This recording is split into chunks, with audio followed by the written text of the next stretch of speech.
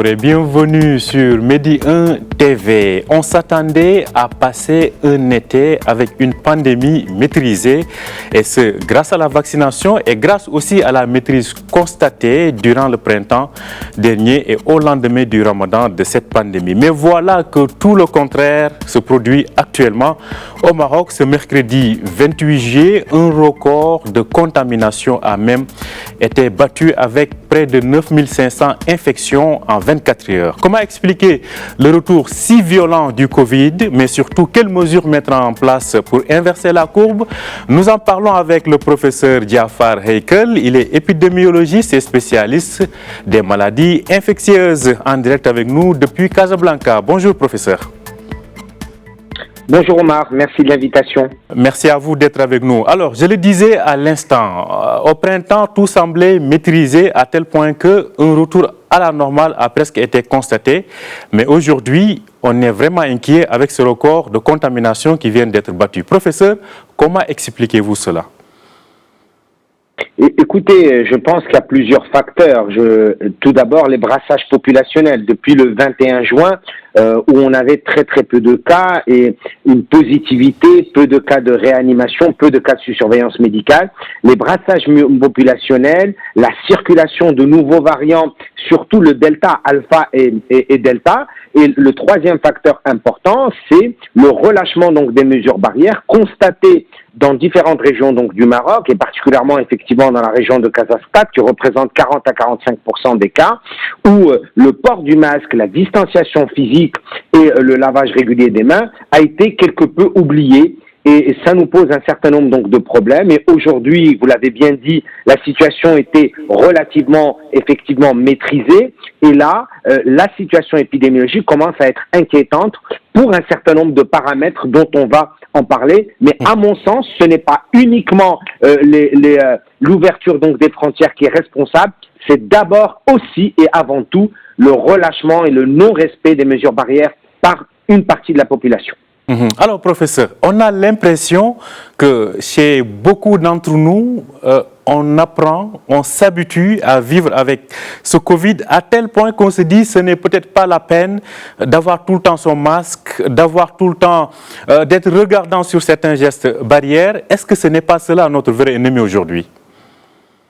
Alors, vous avez raison, c'est oui et non. Je crois qu'il va falloir de toutes les façons qu'on s'habitue à vivre avec notre environnement microbien et particulièrement les virus. On aura d'autres pandémies comme dans tous les pays donc du monde, mais par contre, je pense que ce n'est pas un comportement correct de penser comme ça, parce que nous sommes en pleine stratégie vaccinale. Le Maroc a fait des efforts énormes, il réussit sa campagne vaccinale, on est à plus de 30% de la population cible.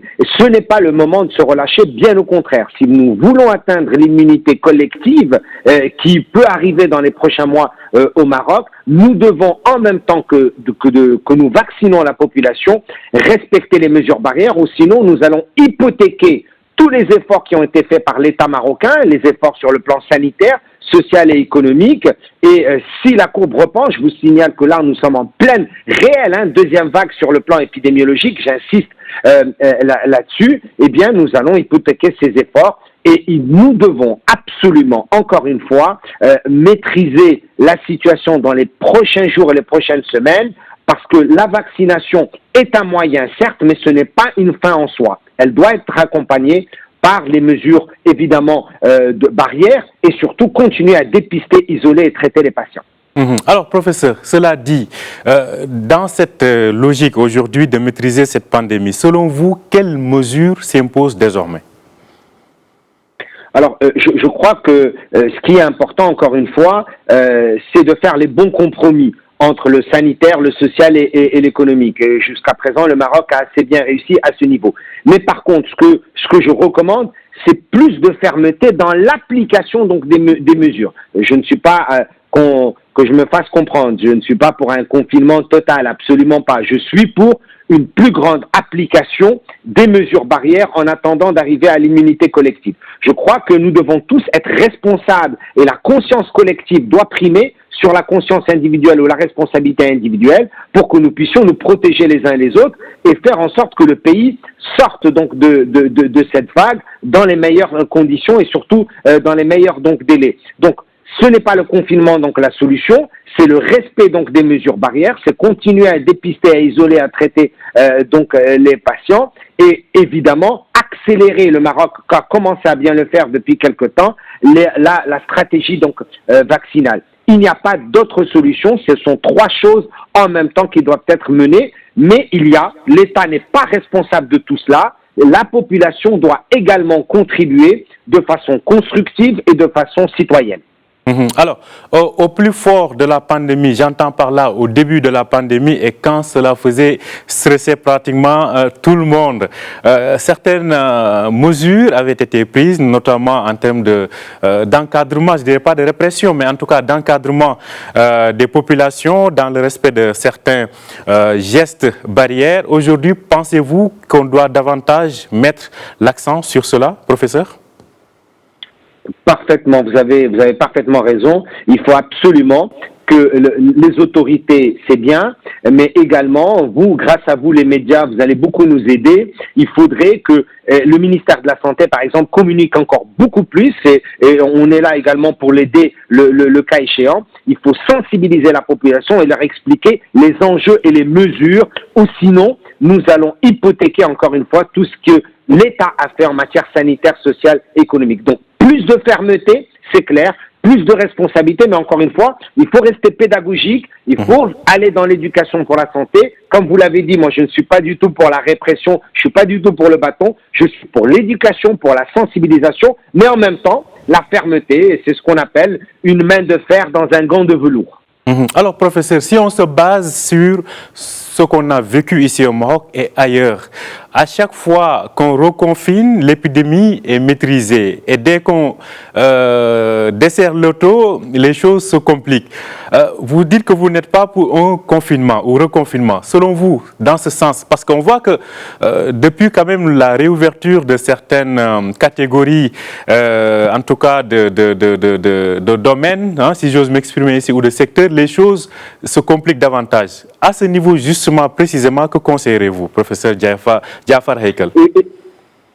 Oui, je suis contre un confinement total, bien évidemment, parce que le confinement partout dans les pays du monde, c'est une mesure d'urgence, transitoire et provisoire. Ça n'a jamais réglé les pandémies. Je suis plus de responsabilité et plus de fermeté. Nous pouvons, les cafés, les restaurants, les hôtels, moi je suis également pour le soutien du social et économique, mais appliquer les mesures barrières de façon plus stricte. Et on le voit, elles ne sont pas appliquées dans différents endroits, dans différents lieux de festivité, dans différents commerces.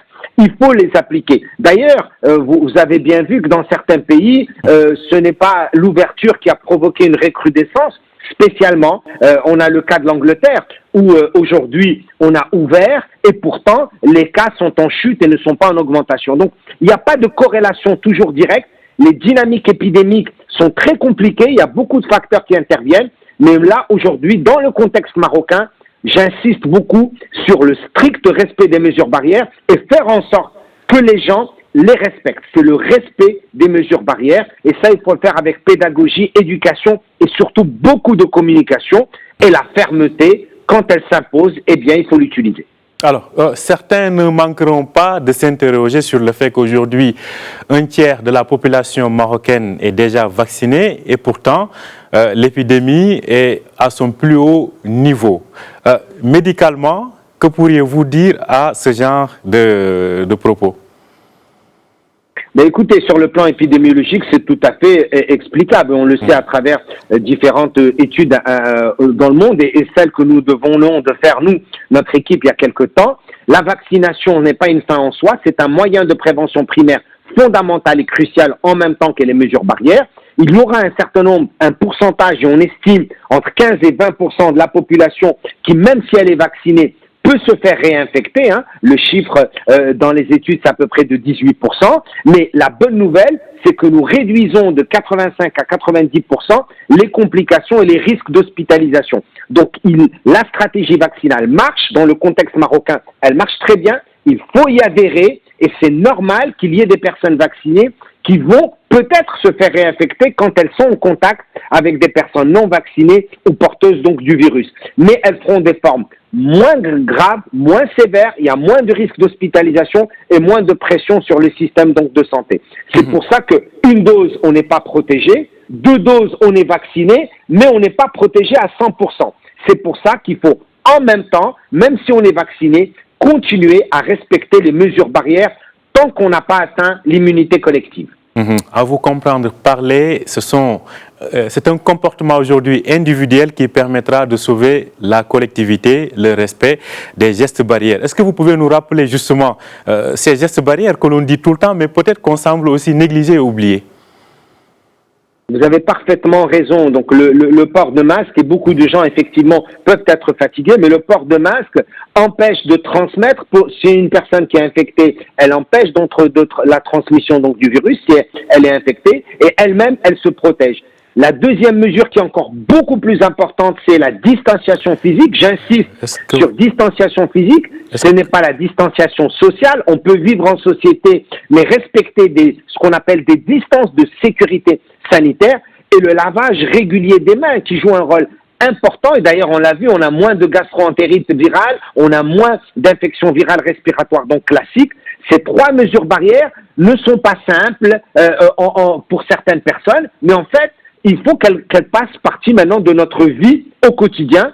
Ce sont des mesures d'hygiène, mais c'est aussi et avant tout des mesures de sécurité sanitaire, de protection individuelle, et pensons aux autres, de protection des autres personnes, parce que je n'ai pas envie pour mon pays d'hypothéquer le social et le sanitaire. Je veux préserver le social et l'économique, je veux préserver la santé des citoyens, mais en même temps, laisser la vie sociale et économique, c'est crucial pour le Maroc. Alors, docteur, parlons maintenant de ces variants, justement. Sur la base de ce qui a été fait jusque-là, quel est aujourd'hui le variant qui est le plus à l'origine de cette explosion des contaminations au Maroc? Alors écoutez, nous n'avons pas les chiffres officiels du ministère de la Santé ou des consortiums donc des laboratoires qui font un important donc travail. Ce que nous savons et ce que moi je vois sur le terrain au quotidien, c'est de plus en plus de clusters familiaux et de clusters communautaires, c'est-à-dire des moments où on voit dans une même famille 4, 5, 6 personnes, ou dans une même réunion où fait une propagation importante du virus. C'est probablement, et je crois qu'aujourd'hui, ils sont de plus en plus prévalents. Je n'ai pas les chiffres, pour être honnête avec vous. C'est le ministère qui les a. On a certainement de plus en plus d'alpha et de delta qui aujourd'hui sont devenus plus prévalents au Maroc que la souche classique. Mais là, pour confirmer le pourcentage de chacune de ces souches, c'est le ministère qui devrait donner les données. Mais nous, sur le terrain, en tant qu'épidémiologistes et infectiologues qui traitons les patients, on constate qu'effectivement, c'est probablement les souches qui circulent plus, à savoir alpha et delta. Mais, encore une fois, qu'est-ce qui est important? C'est de bien comprendre que ce n'est pas parce que ces souches circulent que c'est spécialement plus grave, que c'est spécialement une hospitalisation, une réanimation. Si nous adoptons les mesures barrières et si nous conformons et nous observons donc la vaccination, eh bien, nous arriverons à maîtriser cette pandémie à un niveau optimal, comme l'ont fait d'ailleurs un certain nombre donc de pays. Et je pense que le Maroc est bien parti si la population a cette responsabilité, vous l'avez dit, non pas individuelle mais collective. Alors, professeur, maintenant, comme on le dit, on a encore du mal à détecter, ou bien peut-être pas encore de chiffres qui nous indiquent le taux de prévalence de chaque variant, mais vous dites globalement c'est les variants alpha et delta, ce qui était précédemment appelé variant britannique et indien. Alors, cela dit, parce que beaucoup peut-être ignorent les différences ou bien en tout cas la virulence de ces variants-là en termes de rapidité de la contamination, si je m'exprime bien. Ce que j'entends par là, peut-être qu'avec la souche initiale, on se contaminait moins facilement, si j'ose dire. Voilà. Mais aujourd'hui, c'est beaucoup plus facile avec le variant Delta, par exemple. Donnez-nous quelques spécificités de ce variant qui permet de savoir à quel point il est facilement en fait transmissible.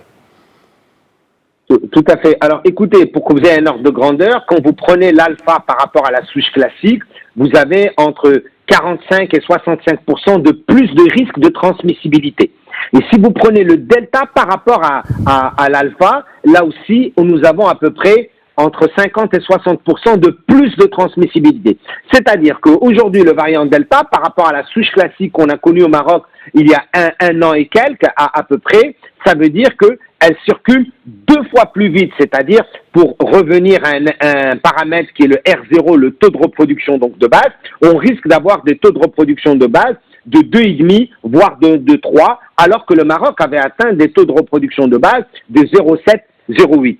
Cela veut dire que ça va circuler beaucoup plus vite et ça se transmet beaucoup plus vite. Mais ça veut également dire autre chose. Ça veut également dire attention à notre capacité de dépister et de diagnostiquer les différents variants et de ne pas avoir trop de faux négatifs. Ça veut dire également, est-ce que nous allons pouvoir prendre en charge sur le plan thérapeutique ce nombre important donc de patients, et ça veut dire également attention aux capacités du système à les prendre en charge en matière donc de capacité litière. Je vous rappelle qu'il y a un mois, au 21 juin, nous avions 3500 personnes en observation médicale et aujourd'hui nous avons 37 000.